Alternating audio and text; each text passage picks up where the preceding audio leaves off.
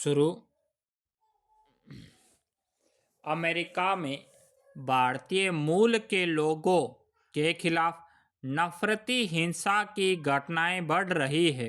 विराम इस नए शुरू हुए वर्ष में अब तक 5 भारतीय हिंसा का शिकार हो चुके हैं। विराम ताज़ा घटना वॉशिंगटन शहर की है, जहां एक संदिग्ध अमेरिकी नागरिक ने एक भारतीय मूल के व्यक्ति पर हमला किया, जिससे उसके सिर में चोट आई और तमाम प्रयासों के बाद भी उसे बचाया न जा सका। विराम एक वर्ष में अमेरिका में भारतीय मूल के 520 लोगों के साथ नफरती हिंसा की घटनाएं हो चुकी है। विराम यह इसके पहले के साल की तुलना में करीब 40% अधिक है। विराम हिंसा के शिकार लोगों में हर श्रेणी के हैं, छात्र भी, वहाँ नौकरी कर रहे या फिर बस गए लोग भी।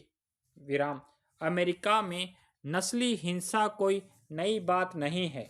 विराम मगर पिछले 2 वर्षों से जिस तरह भारतीय मूल के लोगों को निशाना बनाकर हमले किए जा रहे हैं, उसकी कुछ और ही वजह है।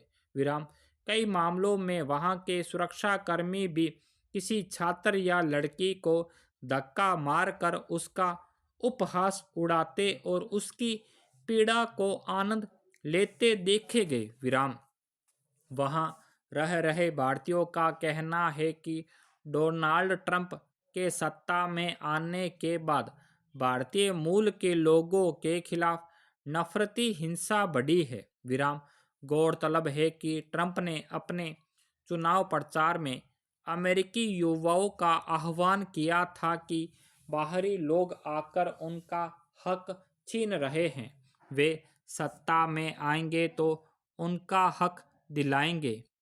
उन्हें इसका लाभ भी मिला था। विराम आज भी उन्हें अमेरिकी युवाओं का अपार समर्थन है। विराम अमेरिका के 6 में से 5 राज्यों में ट्रंप आज भी जो बाइडेन से आगे हैं। विराम अमेरिकी युवाओं को लगता है कि भारतीय मूल के लोग अमेरिका पर कब्जा करना चाहते हैं। विराम उन्हें यह भी लगता है कि जो बाइडेन सरकार भारतीयों को ज़्यादा तरजीह देती है। विराम इसलिए भी कि बाइडेन ने अपनी सरकार में करीब 130 महत्वपूर्ण पदों पर भारतीय मूल के लोगों को नियुक्त किया है। विराम वहाँ की विभिन्न कंपनियों और विभागों में भी भारतीय मूल के लोग शीर्ष या महत्वपूर्ण पदों पर हैं। विराम इस तरह वहाँ के युवा बाइडेन सरकार के भी खिलाफ है। विराम उन युवाओं की इस धारणा को बढ़ावा देने और उन्हें उकसाने में वहाँ के कुछ अखबार और टीवी चैनल भी भरपूर मदद कर रहे हैं। विराम वे भारतीय मूल के लोगों के खिलाफ लगातार लिखते दिखाते रहते हैं। विराम पेरा दुनिया भर में लोकतंत्र की दुहाई देने वाला अमेरिका की हकीकत यह है कि वह भारत जैसे देशों से वहाँ पढ़ने, रोजगार के लिए गए या फिर कारोबार कर रहे बस गए लोगों की सुरक्षा सुनिश्चित नहीं कर पा रहा है। विराम नस्ली हिंसा पर काबू पाना आज भी उसके लिए चुनौती है। विराम हालांकि अमेरिका की कुल आबादी में भारतीय मूल के लोगों की हिस्सेदारी महज 1% है, पर वे आयकर के रूप में 6% का योगदान करते हैं। इसलिए कि भारतीय मूल के लोगों की वार्षिक औसत आय अमेरिकी मूल के लोगों की वार्षिक औसत आय से अधिक है। विराम यही बात अमेरिकी लोगों को पच नहीं पा रही है। विराम ट्रंप ने अमेरिकी युवाओं के इस असंतोष को अपना सियासी हथियार बनाया और अब तक वह घातक साबित हो रहा है। विराम अगर अमेरिकी सरकार ने जल्दी ही इस समस्या का कोई समाधान नहीं निकाला तो न केवल उसे कुशल भारतीयों के योगदान से वंचित रहना पड़ेगा, बल्कि आर्थिक नुकसान भी झेलना पड़ेगा। विराम। पेरा। कतर में मौत की सजा पाए भारतीय मूल के 8 पूर्व नौसेना अधिकारियों की रिहाई निसंदेह भारत की बड़ी कूटनीतिक कामयाबी है। विराम। करीब 1.5 वर्ष पहले इन अधिकारियों को इजराइल के लिए पनडुब्बी तकनीक की जासूसी करने के आरोप में गिरफ्तार कर जेल भेज दिया गया था। विराम। इसकी सूचना न तो भारतीय दूतावास और न उनके परिजनों को दी गई थी। विराम। दूसरे स्रोतों से जब उनके परिजनों को उसकी जानकारी मिली तो उन्होंने भारत सरकार से गुहार लगाई। विराम। मामला प्रकाश में आने के बाद भारत सरकार का विदेश मंत्रालय सक्रिय हुआ और इस संबंध में मध्यस्थता और बातचीत का सिलसिला शुरू हुआ था। विराम। प्रधानमंत्री ने भी वहां के शासक से इस संबंध में बात की थी। विराम। इसका असर यह हुआ कि करीब 2 महीना पहले कतर में भारत के राजदूत को गिरफ्तार कर भारतीय नागरिकों से मिलने की इजाज़त दी गई और फिर उनको फांसी की सज़ा को कैद में बदल दिया गया।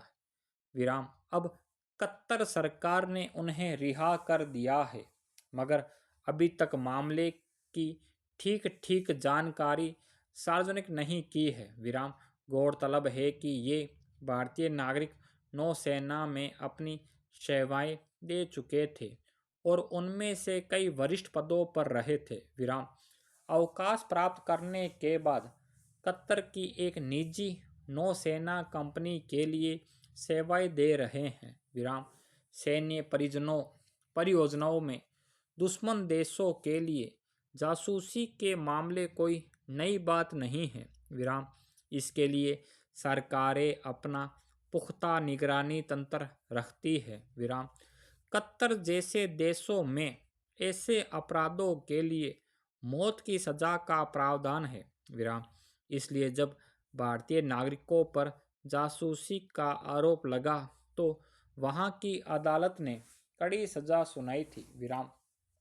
हालांकि यह मामला इसलिए सबको हैरान करने वाला था कि जिन अधिकारियों को फांसी की सजा सुनाई गई वे भारतीय नौसेना के जिम्मेदार पदों का निर्वाह कर चुके थे और सैन्य परियोजनाओं की जासूसी के अंजाम से अच्छी तरह वाकिफ थे। उनसे ऐसी असावधानी या किसी लोभ में काम करने की उम्मीद नहीं की जा सकती थी। विराम। भारत सरकार का विदेश मंत्रालय अभी पूरे मामले की तह में जाने का प्रयास कर रहा है, पर प्रथम दृष्टया यही लगता है कि जरूर कतर सरकार के निगरानी तंत्र से जासूसी प्रकरण में तथ्य जुटाने को लेकर कोई चूक हुई थी। विराम। कई बार मुख्य साजिशकर्ता कोई और होता है और शक के आधार पर उसमें दूसरे लोग भी फंस जाते हैं। विराम। पेरा। कतर के साथ भारत के संबंध बहुत मधुर है। विराम। पिछले हफ्ते ही उसके साथ भारत ने 20 वर्षों के लिए प्राकृतिक गैस आपूर्ति का बड़ा करार किया है। विराम। कई लोग पूर्व नौसैनिकों की रिहाई को इससे भी जोड़कर देख रहे हैं। विराम। मगर कोई भी सरकार व्यापार के लिए अपनी राष्ट्रीय सुरक्षा से ऐसा समझौता नहीं कर सकती। विराम।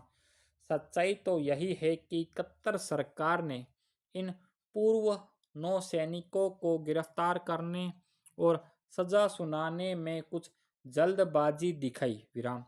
उसने नियमों के मुताबिक भारत को इस मामले से अवगत नहीं कराया, न आरोपी पक्ष को अपनी सफाई का मौका दिया। विराम।